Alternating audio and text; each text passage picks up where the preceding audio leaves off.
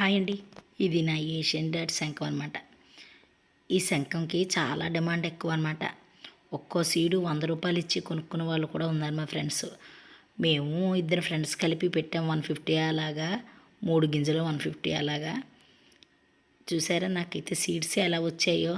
ఒకప్పుడు ఈ సీడ్స్ కోసం ఎంత వెంపర్లాడామో.